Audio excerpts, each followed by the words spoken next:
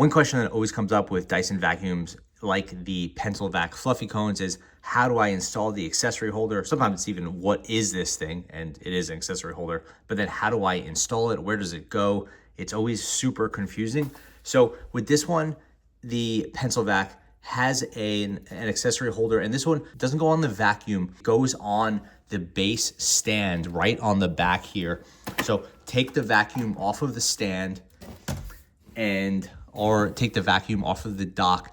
And look at that. That looks like something you would screw into the wall, but clearly you can't. That is actually the holder for the accessory holder. It's the placement for the accessory holder.